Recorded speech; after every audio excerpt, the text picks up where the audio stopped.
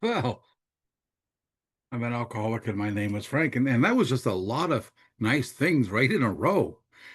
I remember when people couldn't find a nice thing to say. Well, I guess they could say he's leaving. That was as nice as it could be, right? This is what we learn in Alcoholics Anonymous. We learn how to get along with people. Now, I chose this sentence, and I will say I have more than one higher power in my life. Some of you have met the Duchess. She's over here behind me, and when I got Alice sent a message, and this is how it works. If you want me to speak, you send a message to Kristen because she knows our schedule. I show up when she tells me to show up. When we have to go somewhere, she tells me what time to get in the car and what directions to point it in. I get 4 phone calls a year, and one's coming in right now. Let me just do that. I still have a landline, guys. I'm still old enough and crazy enough. I have a landline. Anyway, so when I get the message, all us to speak here and come up with a line, I came up with a line.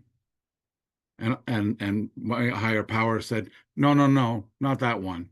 Pick another one, right? Because I picked from the wrong place, right? And so when it said here's some parameters to work with. And so I chose this one. Right? There's nothing the matter with constructive imagination because I tend to catastrophize. I tend to have a lot of destructive imagination. This will go wrong. That's going to go wrong. That's going to turn out badly. What else could happen? It's the other shoe to drop. I have no idea who's calling me, but they're really insistent. Um, so Kristen's going to take that call. So anyway, I get certainly I don't know what this call's about now, and my brain goes to what are all the bad things that it could be, right? We're going on a trip tonight after this movie. So sorry, I'm getting disjointed here. When it comes to question and answer period, please don't have a lot of questions. Because when this meeting is over, we're getting in the van and we're driving to Newfoundland, Canada. And when we get there, we're going to turn west and we're going to drive to Vancouver for the International Convention. And when that's over, we're going to turn right and we're going to go up to Tuktoyaktuk in the Arctic Circle, which means we'll have the opportunity on this trip to swim in the Atlantic Ocean, the Pacific Ocean, and the Arctic Ocean, coast to coast to coast. 12,000, I figured it was 12,000, it's almost 13,000 kilometers, about 8,000 miles for those who measure in miles. Imagine all the things that could go wrong on a trip of that magnitude. Imagine all the things that could go wrong in the house when we're away. Raccoons will move in and start playing poker at the kitchen table, right? The mice will all manner of catastrophes will happen while I'm away.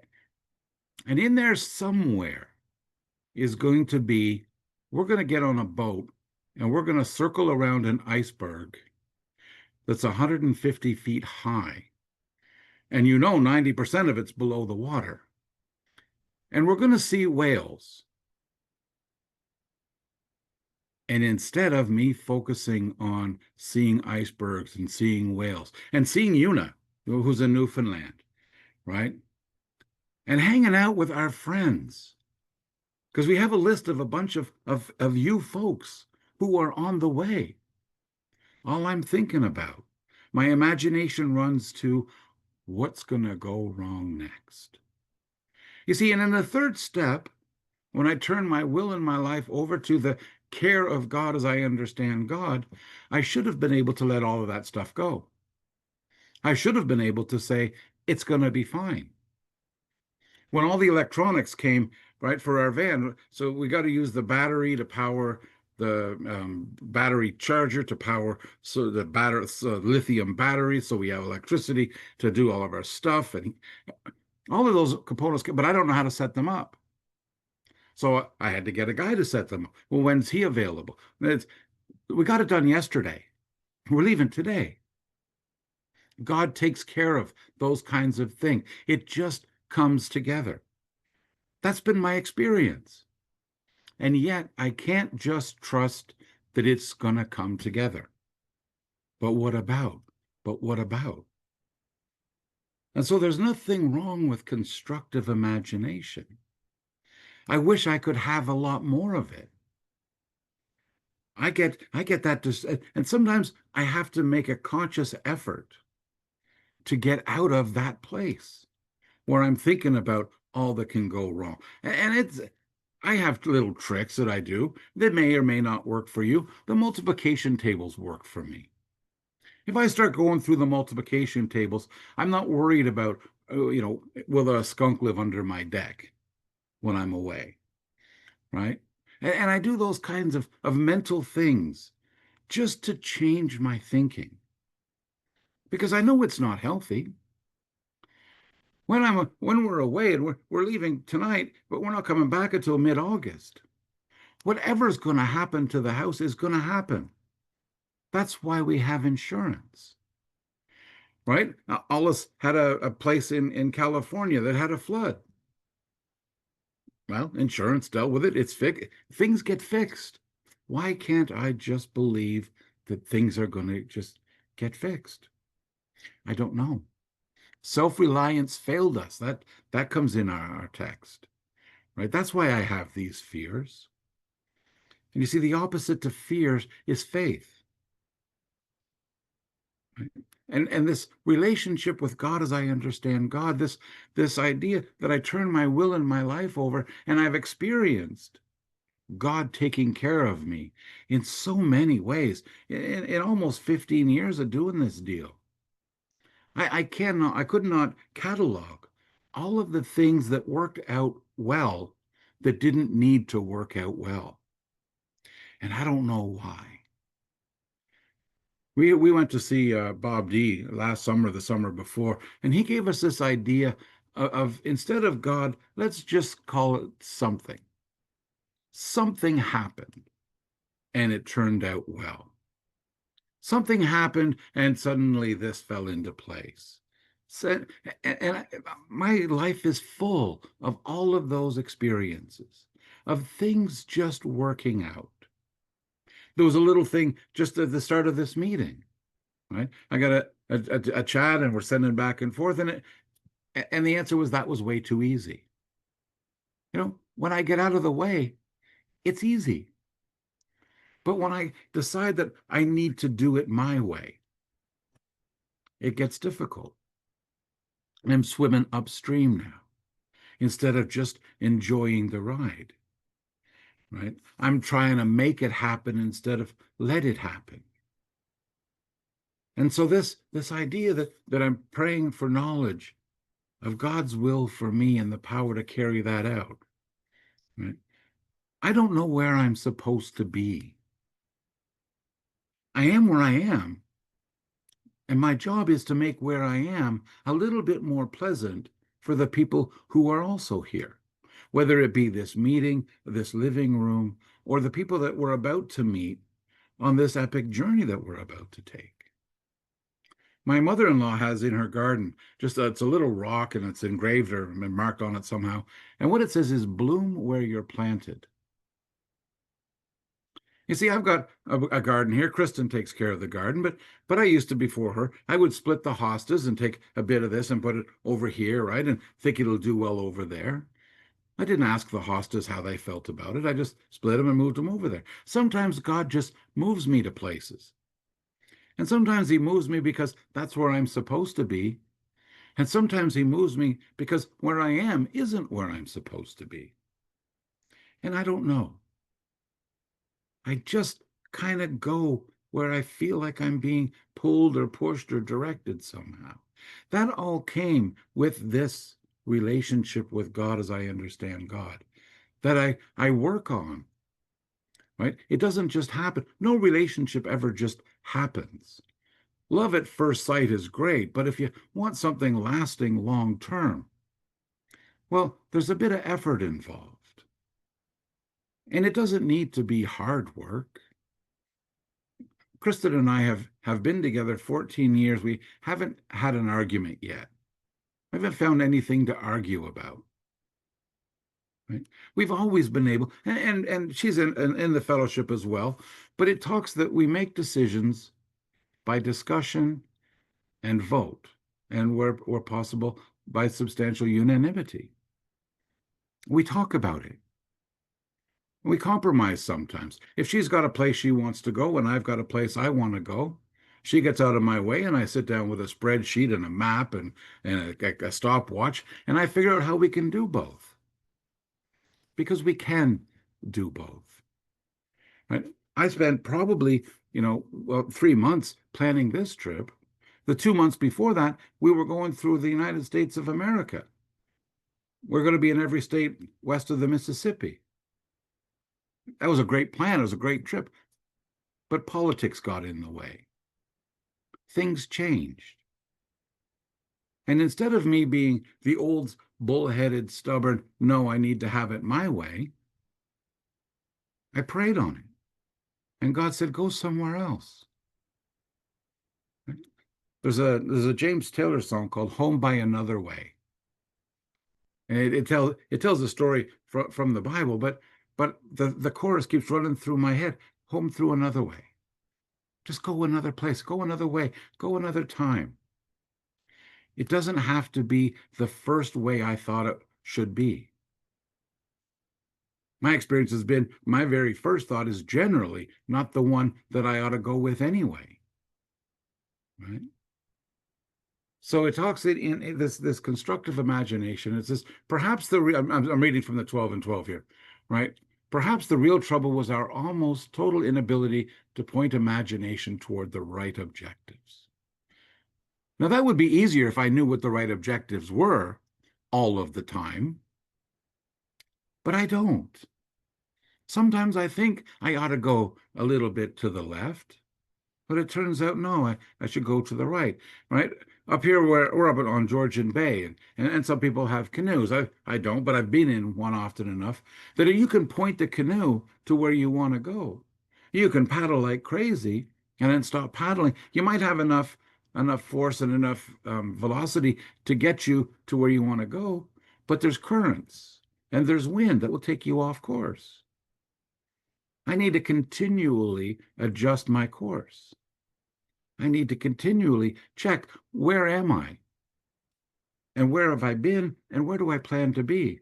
To make sure that I'm still on the right road. It's easy to get distracted for a guy like me. I do not wish for you to be stuck in this head for a minute. Having been here for this time, I don't wish it for you, for anybody. Don't come up here without a flashlight, that's for sure, right? I can jump, thoughts to thoughts to thoughts to thoughts, and I never quite finish one. And that's this imagination, right? I don't have what it takes to sit down and really think from beginning straight through to the end. That's why I love that I do the spreadsheets a lot. I'm just a big fan of because I can work on it, I can save it, I can put it away, and then when that little squirrel or that little shiny thing distracts me, and I got to go and do that, right? And I get distracted a lot. We have a lot of free time. I wish there was time to show you our 7-page itinerary for this trip. Right? I can tell you what time we're going to be in what town on the way. Right? I know when we're expected to be in Brandon, Manitoba. Now, we probably won't be there at that time, but I need to have some structure. Right? And that's what prayer and meditation gives to me. It gives me some structure. God answers my questions with directions. Here's what I want you to do. And there's 3 or 4 people, right, that I check in with from time to time. Because I don't know what God's voice sounds like to know that I'm hearing God's voice instead of the voice telling me what I want to know or what I want to hear. And so this comes back to the imagination. I can imagine that I'm hearing God tell me what I need to do. And so often when that happens, it's exactly what I want to do. And when I speak with another member of Alcoholics Anonymous, they often tell me, no, Frank, that's probably not God talking to you. That's you talking to God, right? But my imagination allows me to believe. Imagination allows me to become delusional. You see, it's denial if you don't believe it. It's delusion if you believe it, right? And I'm not much of a denier. I understand that you can see facts, but I can be delusional. I can believe that it's not really real, right? I used to drive home from the bar every night that I went out. I used to think that I was okay to drive every night when I went out because I didn't intend to get drunk. I intended to have a couple of beers, maybe watch the hockey game, have a plate of nachos, and then go home. So I'm not going to get drunk, so I'm okay to drive home. Except I'm an alcoholic.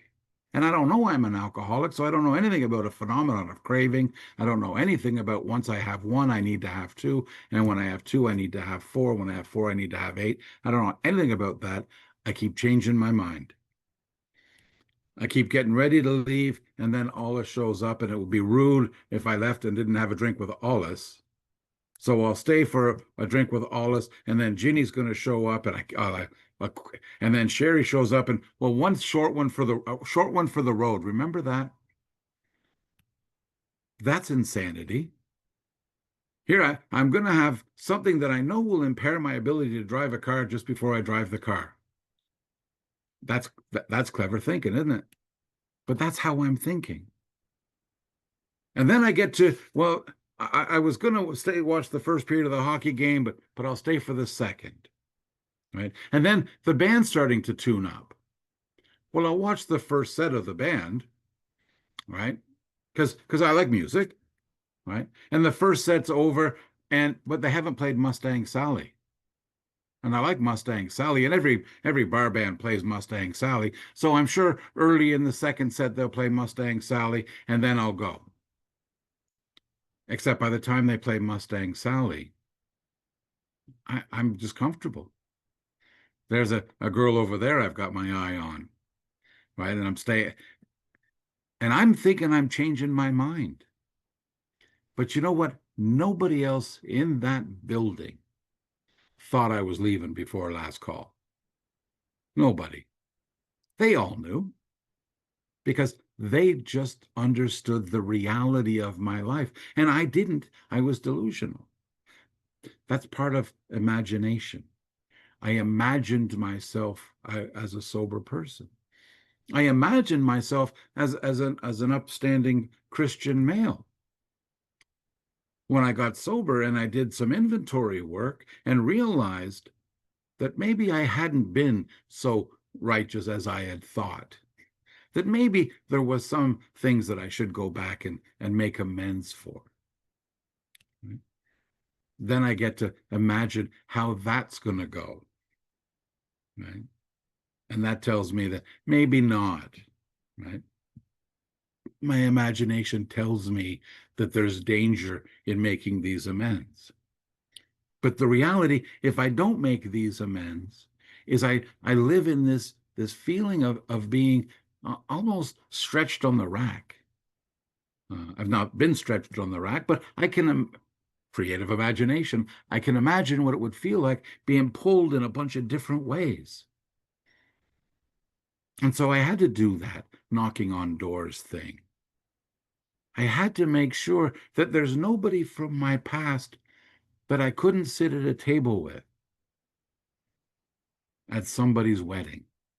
I didn't want to become friends with these people again. Thank you very much. I didn't like most of them. That's why we didn't get along. I just didn't have the decorum to shut up about not liking them. Right. And so it came in my head and it came out of my mouth. I don't do that anymore. They say that if you like everybody in Alcoholics Anonymous, you aren't going to enough meetings.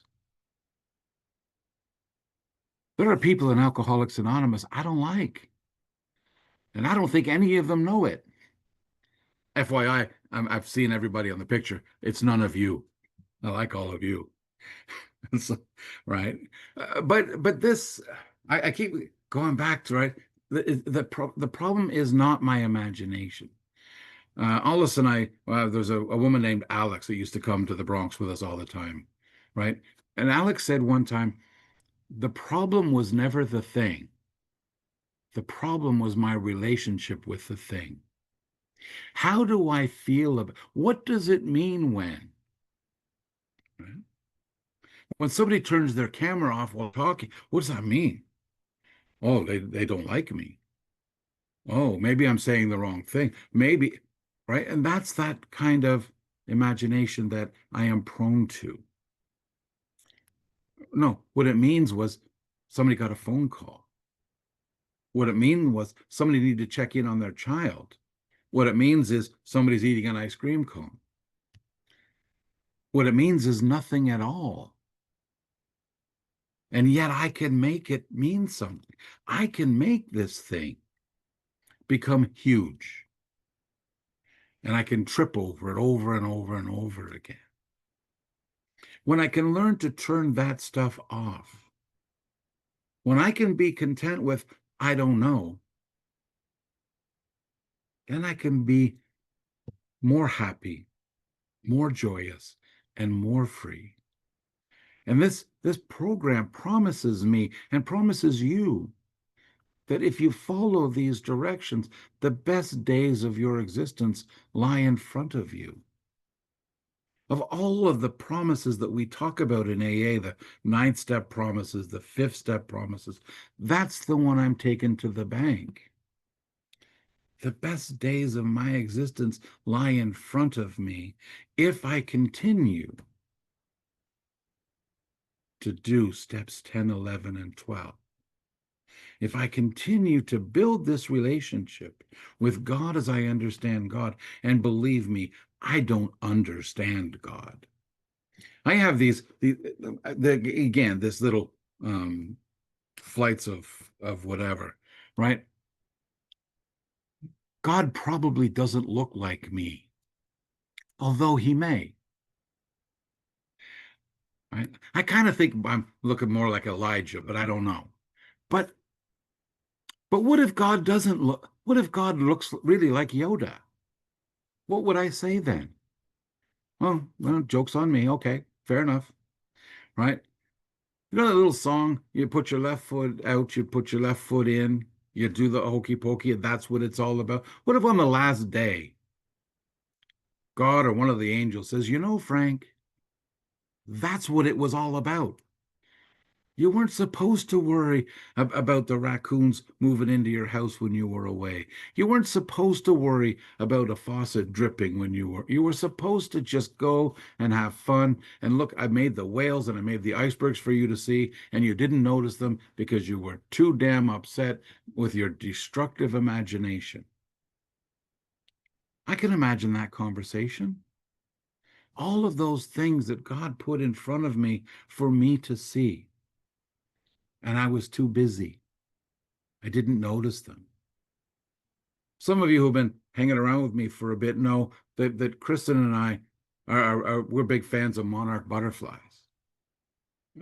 I mean, we build boxes and she's got good eyes. I got glasses and I don't see so well, but she'll even find the eggs on the bottom of milkweed leaves. And we bring those home and we put them in these boxes so the earwigs can't eat them. And where we live in the ditches, they go with the mowing machine and they spray chemicals and whatnot. And so we go and we rescue. We like to think we rescue these caterpillars. And we take them and we put them in box and we feed them and then we release all of these butterflies.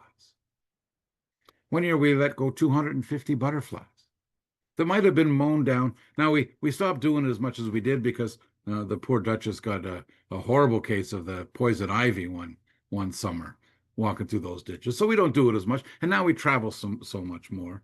But the thing is, when I was at work and I mentioned that I had milkweeds in the backyard and I needed to get those cut down. One of the women I work with said, "Oh, you should leave those for the monarchs."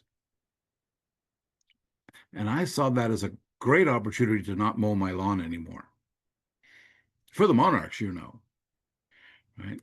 And so then Kristen shows up and we're moved in, we're doing our thing, and she says, "Oh yeah, the monarchs, my mother."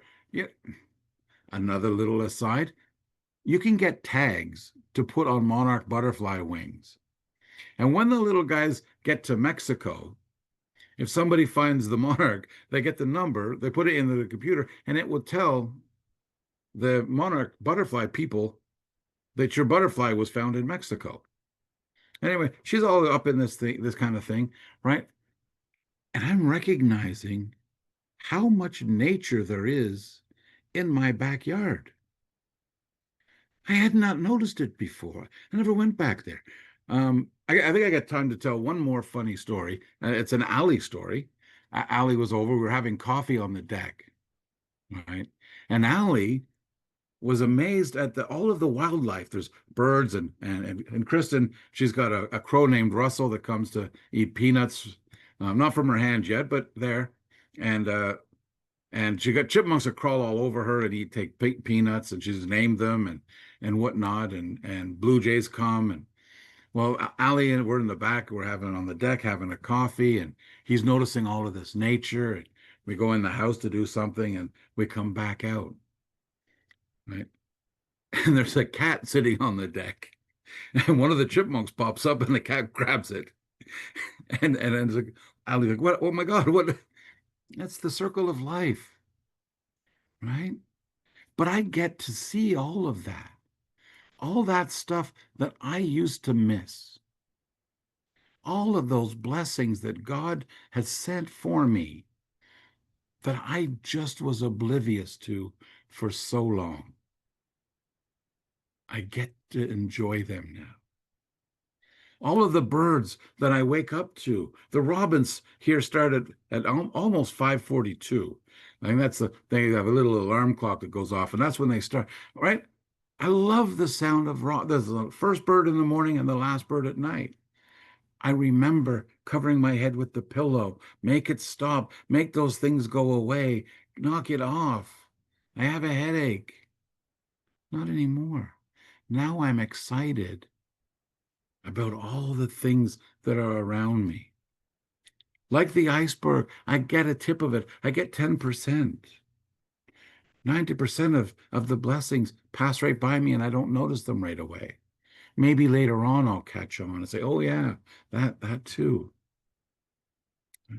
But as stuff goes by, right? In that moment of silence we have before the prayer, where I thank God for this fellowship. I thank God for Kristen. I thank God for all of the other blessings. And I ask God to help me to understand them, to appreciate them, and to enjoy them. That's what I want to do. I just want to be a guy who understands and appreciates and enjoys all of the blessings that come my way. The book talks about a limitless load. There's no end to what God can do for me and for us. And I don't give it away so I can keep it. No, no, no. I give it away so I can get more of it. So I can give that away. I'm not interested in keeping any of this. I'm interested in sharing this with you, with my neighbors. Look what God can do with a guy like me. Imagine how much more he could do with spiritual giants like yourselves. I think that's enough. I think I've gone on long enough. Thank you, everyone, for listening. I really appreciate you guys being here. Alcoholic. Frank, thank you for a beautiful talk. Really a lovely talk. I want to ask people to please put your hands up. I feel like there was a lot in there for us to ask Frank about. You know, Frank, at the end of your talk, I'll start you off with a question. Um, Ignore that Frank said he didn't want us asking questions. Put your hand up. Um, Towards the end of your talk, you talked about how constructive imagination isn't to get something. The constructive imagination is to be a vessel, a vehicle, a conduit to give things away. That's why we get things. And for people who are new, that probably sounds crazy and doesn't make any sense. Can you say a little bit more about that in order to keep it, I have to give it away. No, in order to get more, I have to give it away. Can you say more about that? Yeah, I mean, it starts out with whenever I do something nice for anybody, I feel different, right? And so that it's almost addictive, right? I'm almost hoping, that the recycling truck goes by and I can get my neighbor's bin up to his garage before he comes out to get it, right? This being helpful is its own reward. Now, I didn't understand that, right, a long time ago. I was the guy who would say, um, I'm going to hold the door open for this person. Everybody gather around. I don't want you to miss it, right? Where now, if you catch me doing it, it doesn't count. And so that idea that well, there's another book. This is the blue book that I direct my life, but there's a black book that I direct my life with as well. Not conference approved, but there's nothing in there that's going to hurt you. And one of the things in that book is if you love me, feed my sheep. And what that means to me is be helpful whenever I can. Just be helpful. I feel so much better when I'm helpful. And so I get blessed with that feeling. So I hope that answers the question. But yeah, just being nice to people really makes a difference in my life. Thank you. Thank you for expounding on that concept for anybody that's new. Jackie, I'm so happy you have your hand up. Ask him a bunch of questions.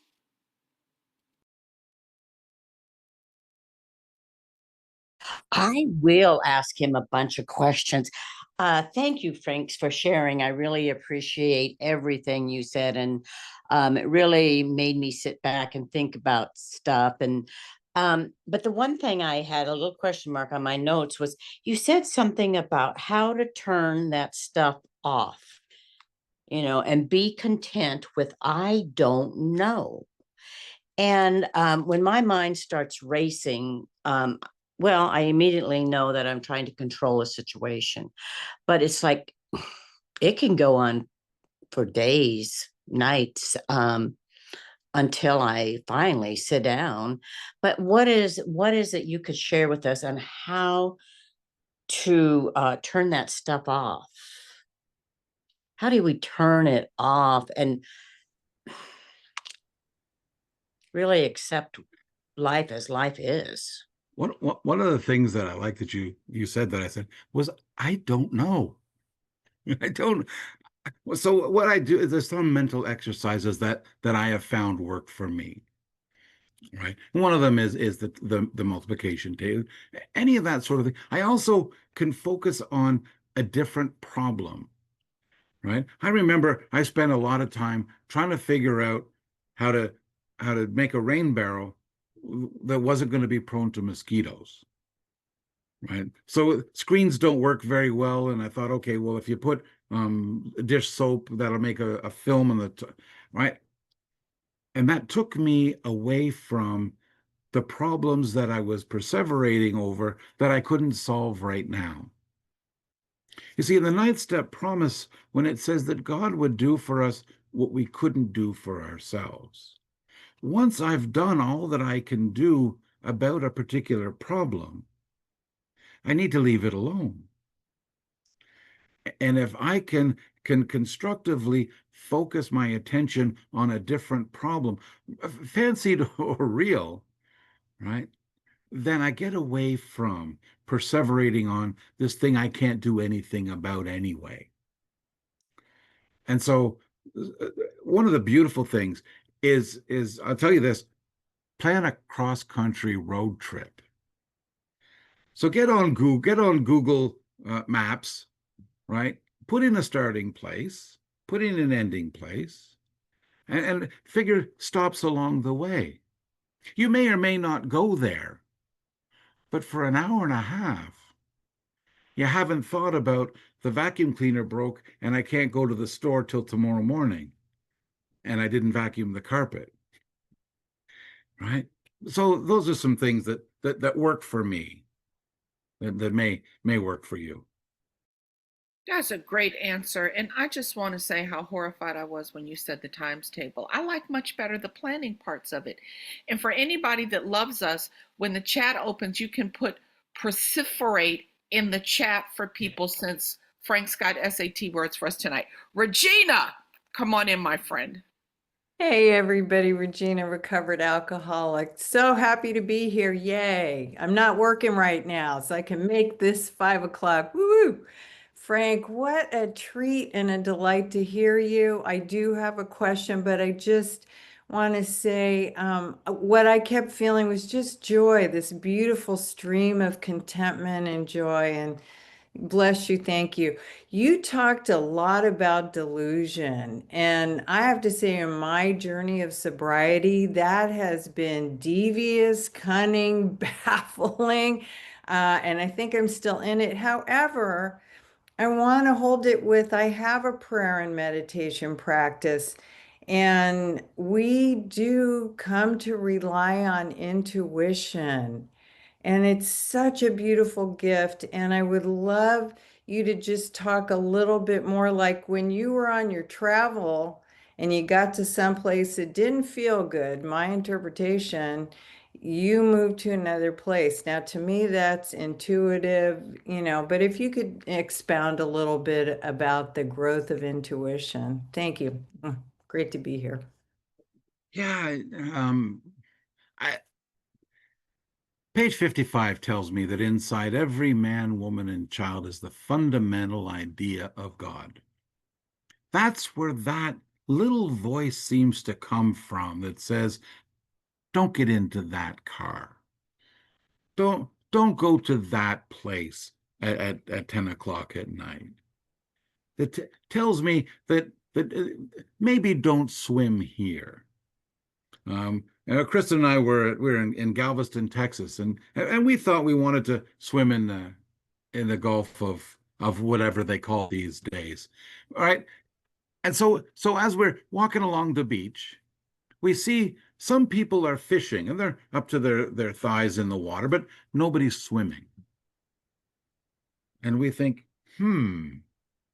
if the people in Texas aren't swimming in the water in Texas, maybe we shouldn't swim in the water in Texas. And we go a little further and we see the same thing. And then the fourth time we stopped, Kristen says, "What's that on the beach?"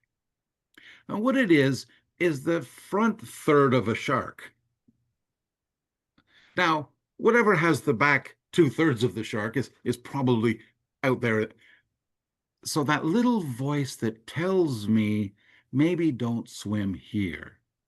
I've learned to listen to it and to follow its direction. You see, when I don't know if girls do this, but when boys get a compass and a magnet, we get to put the magnet under the compass so we can control where's north, right? You can control the magnet or the and so my moral compass got all mixed up because I put the magnet under it and I had it point north wherever I wanted to go. You see, now I don't do it that way. So now when the intuition comes and tells me to do the right thing, right? Whenever I have to rationalize or justify what I'm doing, I know I should stop doing it right away. Right? There's no more lawyer for the defense here anymore. When it occurs to me I shouldn't do it, I don't do it. Right? And so I guess if that's intuition, then that's intuition. but it's that voice inside me that tells me right from wrong. And I listen to it now. Great answer. Thank you. Ferdinand, you are up next. I'm so happy that you came in. Thank you. Hey Frank, thanks for your share. That was just so peaceful, and I really appreciate your spiritual routine. Um, you mentioned that there are some people in AA that you don't like. And yeah, there are challenges that come up. But as you try to practice the spirit of loving your neighbor as you love yourself, that's highlighted in A Vision for You and also in that piece of literature that you recommended, how do you deal with the people in AA that you just don't get along with? How do you deal with Great question. I I don't. I just let them be. And I mean, there are times when somebody will come to a meeting, and if it disturbs my serenity enough, well, there's 1,000 meetings. If you go on AA.org right now, there's 150 other meetings going on right now. And we don't need to be Grand Central Station, and we don't need to announce our arrivals and our departures. Just click the little X in the corner, right, and move on. But I've no more right to an AA meeting than anybody else has. And I'm no more sure that I'm right and you're wrong than you're sure that you're right and I'm wrong. And this comes back to I don't know. But I know that I'm overly concerned for the newcomer, to tell you the truth. I'm not going to hear anything at an AA meeting that's going to shake the foundation of my sobriety. Right? I may be able to say, well, that guy and I don't even call them names anymore. I used to, right? That's so and so. Now I just say, I disagree with him or her. I love being able to say, that's not been my experience, right? And so, like I say, there's some people just steal the serenity right out of you, right? Life is too short to be hanging around those people. They may find a meeting where with kindred spirits, right? I mean, we have meetings up here that I call dead dog and mother-in-law meetings, where it doesn't matter what the topic is, that's what we're talking about, right? And then you know what she said? Well, enjoy your meeting, guys. If you're finding strength and serenity and sobriety from this meeting, I completely understand. I've got a 9 o'clock Bronx meeting I'm going to go to where they're going to talk about the big book. I'm going to come to the Fellowship of the Spirit where they're going to be talking about the solution. I just haven't got time to be stuck in the problem anymore. Hope that answered the question. That's a great answer, Frank. Thank you for being so honest and clear. Marilyn, come on in. Hey, family, my name is Marilyn. I am alcoholic, and I just had to get in here real quick, Frank, and say thank you. You know, I'm doing spring cleaning, and I really wasn't camera ready, but I couldn't let you get away without coming here and asking one quick question and just telling you how much I really appreciate you and Kristen being a part of my life. Can't wait till I come and visit and sit on your porch and drink lemonade like you promised. But my question was, you talked about in step 3, when we turn our will and our lives over to the care of God, and why in that step aren't we able to, or aren't you able to, or aren't I able to just really trust that everything's going to be all right? But then here in step 11, you know, we're praying only for the knowledge of God's will for us and the power to carry it out. And just our experience shows us that prayer and meditation is an unshakable foundation. But you said you know that everything is going to work out, even though you think the raccoons are going to be underneath the house and the skunk's going to take over the garden. But you know that everything is going to work out, right? And I just want to ask you, how does that look like for you? Is that because your experience has shown you that? Because when you're worried about those raccoons, you come home and they're never there? Because I'm a very sick man, Marilyn.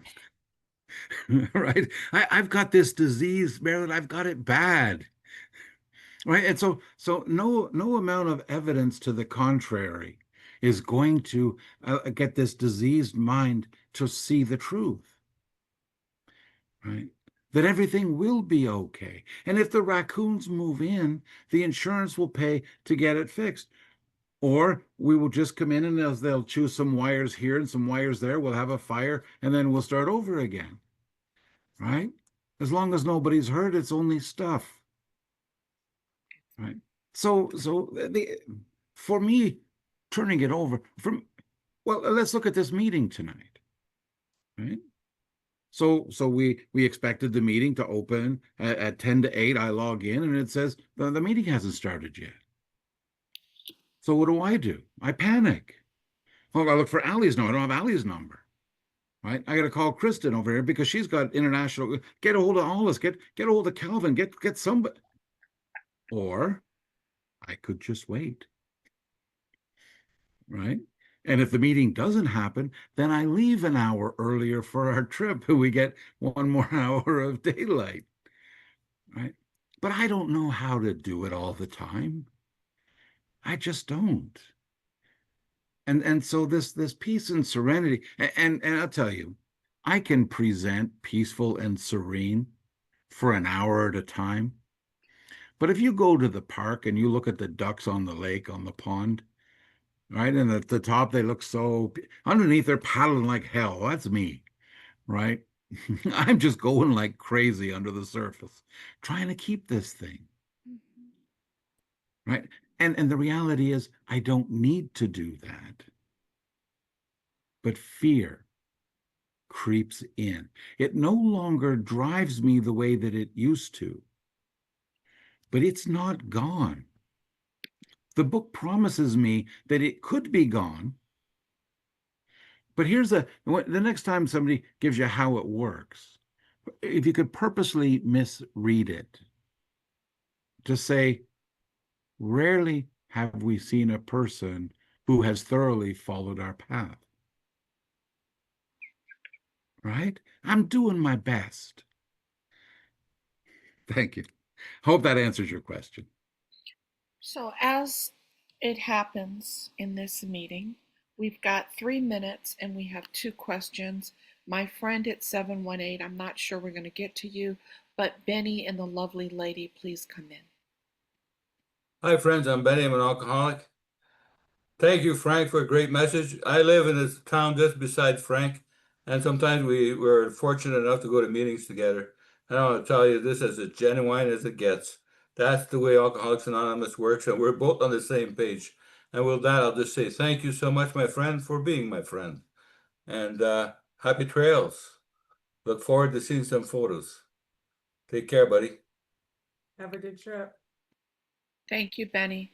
718, do you have a camera capacity? If not, I would invite you to please come back next week and ask a question.